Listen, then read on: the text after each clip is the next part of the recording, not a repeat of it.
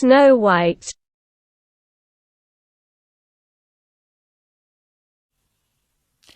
A very long time ago, in midwinter, when the snowflakes were falling like feathers from heaven, a beautiful queen sat sewing at her window, which had a frame of black ebony. As she worked, she looked sometimes at the falling snow, and it happened that she pricked her finger with her needle, so that 3 drops of blood fell upon the snow. The queen said to herself as she looked at it, "Ah me! If only I had a dear little child who had skin as white as the snow, lips as rosy as the blood, and hair as black as the ebony window frame."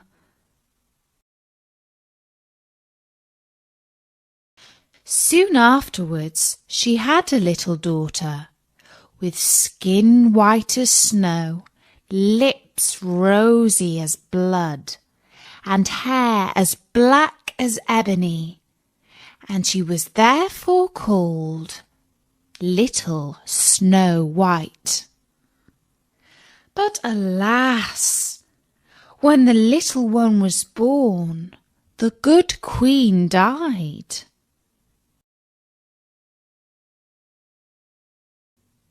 A year passed away, and the king took another wife.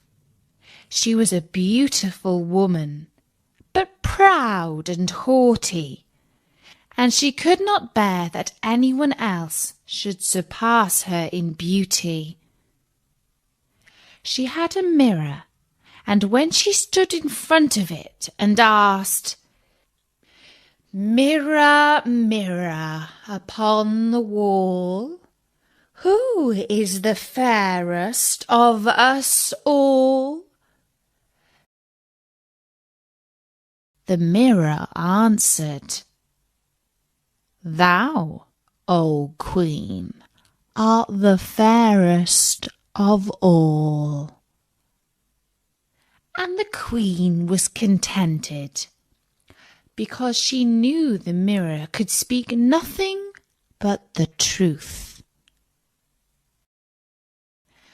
But as time passed on, little Snow White grew more and more beautiful, until when she was 7 years old, she was as lovely as the bright day, and still more lovely than the Queen herself, so that when the lady one day asked her mirror, "Mirror, mirror upon the wall, who is the fairest of us all?" it answered, "O Lady Queen, though fair ye be, Snow White is fairer far to see." The Queen was shocked, and grew yellow and green with envy. And from that moment, envy and pride grew in her heart like rank weeds, so that she had no peace day or night, until one day she called her huntsman and said, "Take the child away into the woods and kill her, for I can no longer bear the sight of her. And when you return, bring with you her heart, that I may know you have obeyed my will." The huntsman dared not disobey, and he led Snow White out into the woods, and placed an arrow in his bow to pierce her innocent heart. But the little girl cried and begged him, saying, "Ah, dear huntsman, leave me my life. I will run away into the wild forest and never come home again." And as she was so beautiful, the huntsman had pity on her and said, "Run away then, you poor child." While to himself he thought, "The wild beasts will soon have devoured you." And yet it seemed as if a stone had been rolled from his heart, since he now no longer had to kill her. Then as a young wild boar came rushing by, he killed it, took out its heart, and carried it home to the queen. The cook was ordered to prepare this, and the wicked queen ate it, and thought she had eaten the heart of Snow White. Poor little Snow White was now all alone in the wild wood, and so frightened was she that she trembled at every leaf that rustled. Then she began to run, and ran over sharp stones and through thorns, and the wild beasts ran past her, but did her no harm. And she kept on running until she came to a little house where she went in to rest. Inside the cottage, everything she saw was tiny, but more dainty and clean than words can tell. Upon a white-covered table stood 7 little plates, and upon each plate lay a little spoon, besides which there were 7 knives and forks and 7 little goblets.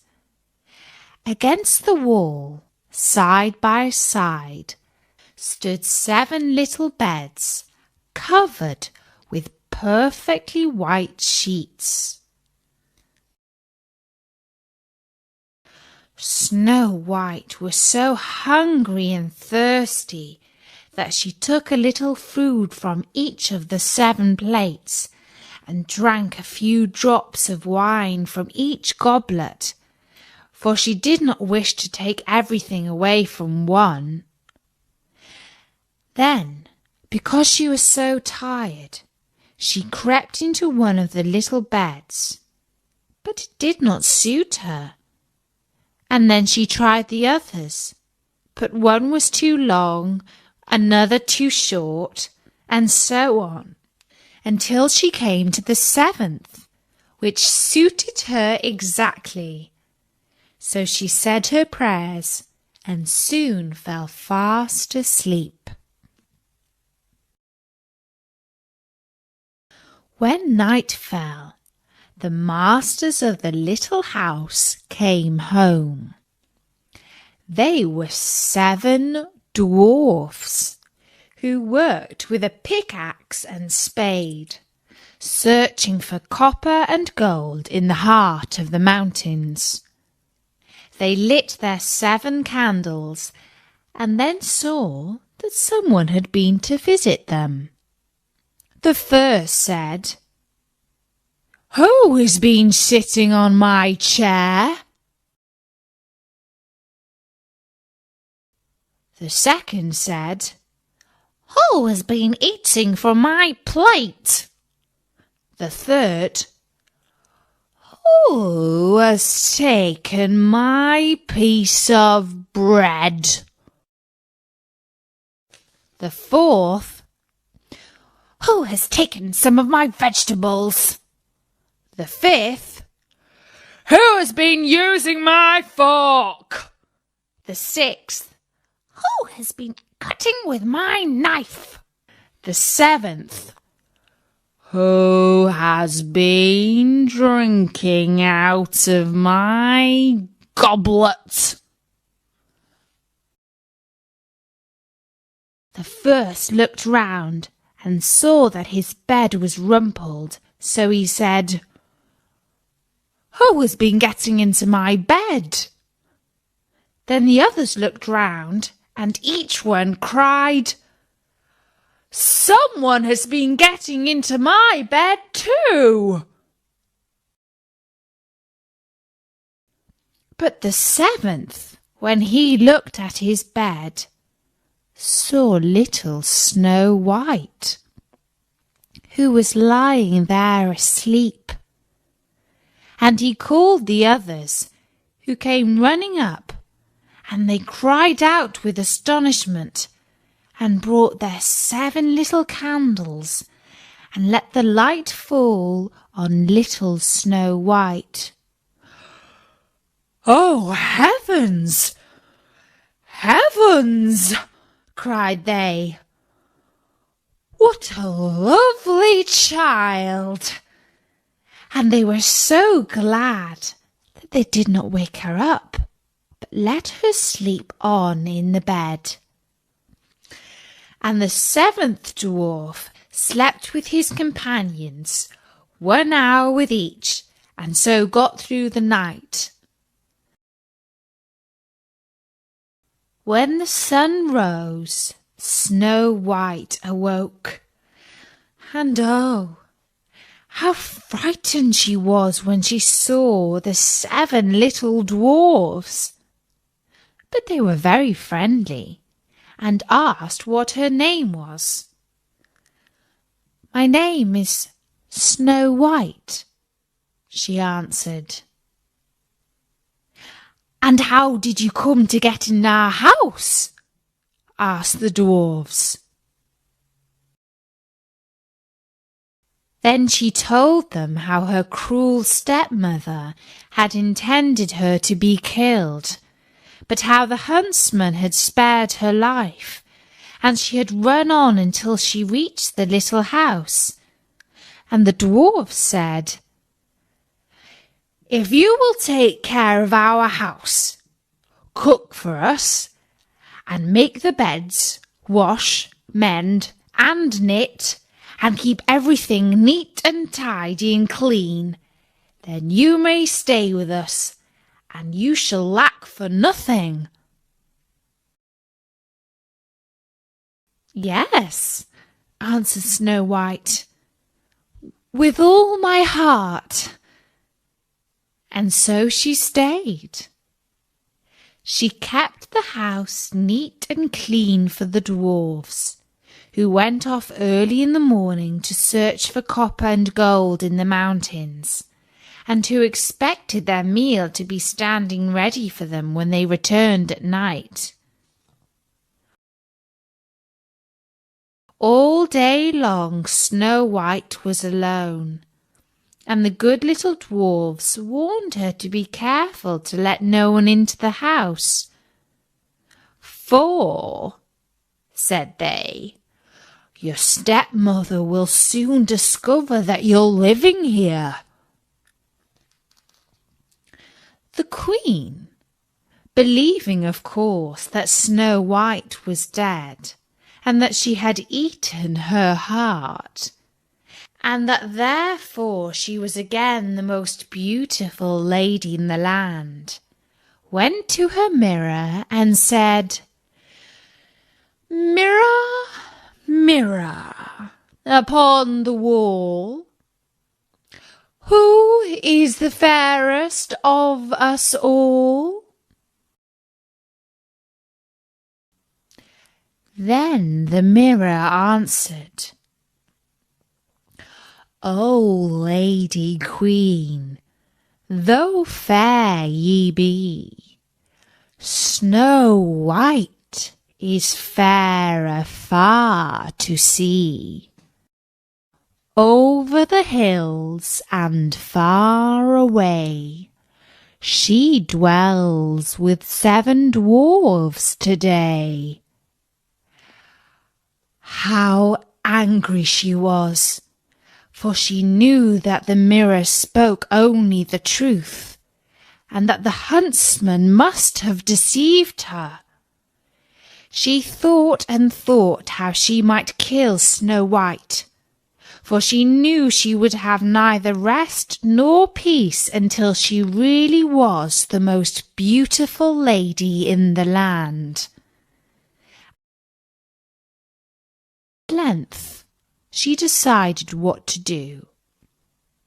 She painted her face and dressed herself like an old peddler woman, so that no one could recognize her.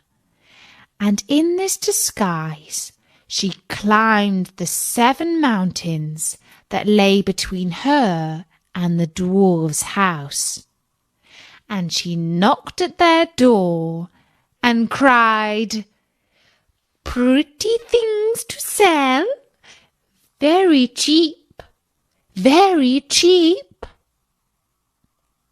Snow White peeped from the window and said, "Good day, good wife, and what are your wares?" "All sorts of pretty things, my dear," answered the woman. "Silk and laces of every colour." And she held up a bright-coloured one made of pleated silks. "Surely I might let this honest old woman come in," thought Snow White, and unbolted the door and bought the pretty lace.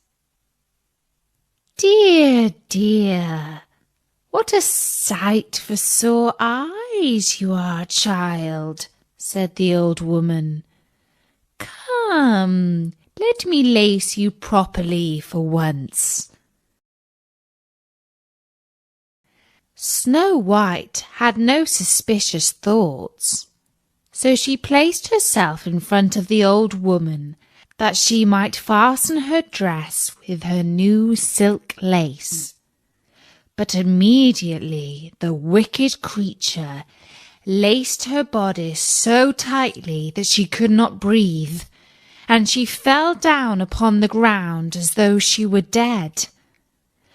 "Now," said the Queen, "I am once more the most beautiful lady in all the land."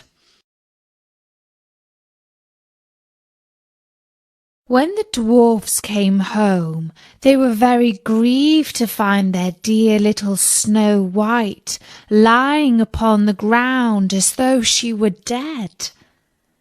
They lifted her gently, and seeing that she was too tightly laced, they cut the silken cord, where she drew a long breath and then gradually came back to life. When the dwarfs heard all that had happened, they said, "The peddler woman was certainly the wicked queen. Now take care in future that you open the door to none when we are not with you." The wicked queen had no sooner reached home than she went to her mirror and said, "Mirror, mirror upon the wall, who is the fairest of us all?" And the mirror answered as before, "O Lady Queen, though fair ye be, Snow White is fairer far to see. Over the hills and far away, she dwells with 7 dwarfs today."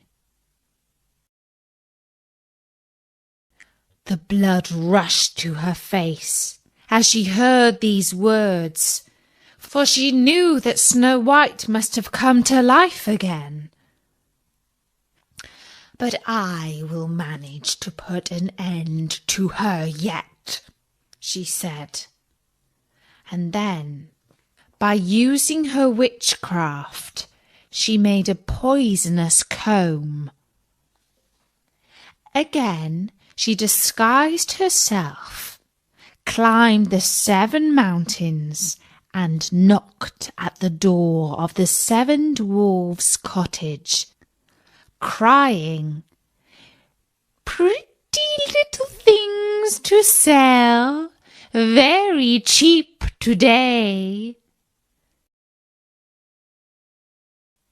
Snow White looked out of the window and said, "Go away, good woman, for I dare not let you in." "Surely you can look at my goods," answered the woman, and held up the poisonous comb, which pleased Snow White so well that she opened the door and bought it. "Come, let me comb your hair in the newest way," said the woman, and the poor unsuspicious child let her have her way. But no sooner did the comb touch her hair than the poison began to work, and she fell fainting to the ground. "There, you model of beauty," said the wicked woman. "You are done for at last." But fortunately, it was almost time for the dwarfs to come home, and as soon as they came in and found Snow White lying upon the ground, they guessed that her wicked stepmother had been there again, and set to work to find out what was wrong. They soon saw the poisonous comb and drew it out of her hair, and almost immediately Snow White began to recover and told them what had happened. Once more they warned her to be on her guard and to open the door to no one. When the Queen reached home, she went straight to the mirror and said, "Mirror, mirror on the wall, who is the fairest of us all?" And the mirror answered, "O Lady Queen, though fair ye be, Snow White is fairer far to see. Over the hills and far away, she dwells with 7 dwarfs today." When the Queen heard these words, she shook with rage. "Snow White shall die," she cried, "even if it costs me my own life." She went into a secret chamber where no one else ever entered, and there she made a poisonous apple, and then she painted her face and disguised herself as a peasant woman, and climbed the 7 mountains and went to the dwarf's house. She knocked at the door. Snow White put her head out of the window and said, "I must not let anyone in. The 7 dwarfs have forbidden me to do so." "It's all the same to me," answered the peasant woman. "I shall soon get rid of these fine apples. But before I go, I'll make you a present of one." "Oh no," said Snow White, "for I must not take it." "Surely you are not afraid of poison?" said the woman. "See, I will cut one in two. The rosy cheek you shall take, and the white cheek I will eat myself." Now, the apple had been so cleverly made that only the rose cheek side contained the poison. Snow White longed for the delicious-looking fruit, and when she saw that the woman ate half of it, she thought there could be no danger, and stretched out her hand and took the other part. But no sooner had she tasted it than she fell down dead. The wicked queen laughed out loud with joy as she gazed at her. "White as snow, red as blood, black as ebony. This time the dwarves cannot take you." And she went straight home and asked her mirror, "Mirror, mirror upon the wall, who is the fairest of us all?" And at length it answered, "Thou, O Queen, art fairest of all." So her envious heart had peace at last, as much as an envious heart can have peace. When the little dwarfs came home at night, they found Snow White lying upon the ground. No breath came from her parted lips, for she was dead. They lifted her tenderly and sought for some poisonous object which might have caused the mischief, unlaced her frock, combed her hair, and washed her with wine and water, but all in vain. Dead she was, and dead she remained. They laid her upon a bier, and all 7 of them sat round it, and wept as though their hearts would break for 3 whole days. When the time came that she should be laid in the ground, they could not bear to part from her. Her pretty little cheeks were still rosy red, and she looked just as though she was still living. "We cannot hide her away in the dark earth," said the dwarfs. And so they made her a transparent coffin of shining glass, and laid her in it, and wrote her name upon it in letters of gold, and that she was the king's daughter. Then they put the coffin out upon the mountain top, and one of them always stayed by it and watched it. And birds came too, and wept for Snow White. First an owl, then a raven, and last a dove.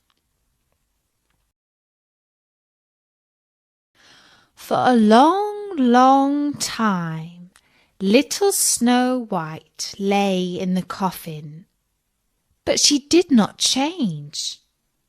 She only looked as though she slept, for her skin was still as white as snow, her lips as red as blood, and her hair as black as ebony.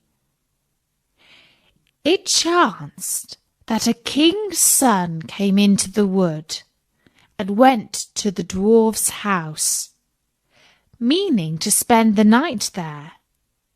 He saw the coffin upon the mountain top, with little Snow White lying within it, and he read the words that were written upon it in letters of gold. He said to the dwarfs, "If you will but let me have the coffin, you may ask of me what you will, and I will give it to you." But the dwarfs answered, "We would not sell it for all the gold in the world." Then said the prince, "Let me have it as a gift, I pray you, for I cannot live without seeing little Snow White, and I will prize your gift as the dearest of my possessions." The good little dwarfs pitied him when they heard these words, and so gave him the coffin. The king's son then bade his servants place it upon their shoulders and carry it away. But as they went, they stumbled over the stump of a tree, and the violent shaking shook the piece of poisonous apple which had lodged in Snow White's throat out again, so that she opened her eyes, raised the lid of the coffin, and sat up alive once more. "Where am I?" she cried, and the happy prince answered, "Thou art with me, dearest." Then he told her all that had happened, and how he loved her better than the whole world, and begged her to go with him to his father's palace and be his wife. Snow White agreed and went with him, and the wedding was celebrated with great splendour and magnificence. Little Snow White's wicked stepmother was invited to the feast, and when she had dressed herself in the most beautiful clothes, she stood before her mirror and said, "Mirror, mirror upon the wall, who is the fairest of all?" And the mirror answered, "O Lady Queen, though fair ye be, the young queen is fairer to see."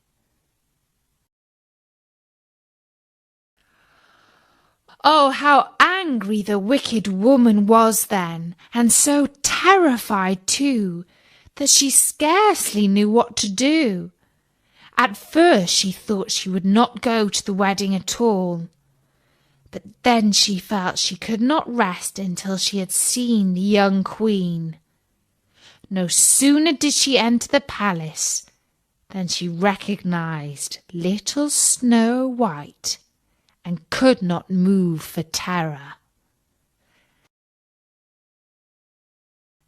But as punishment for the evil, wicked stepmother's ways, a pair of red-hot iron shoes was brought into the room with tongs and set before her, and these she was forced to put on and to dance in them until she could dance no longer, but fell down dead.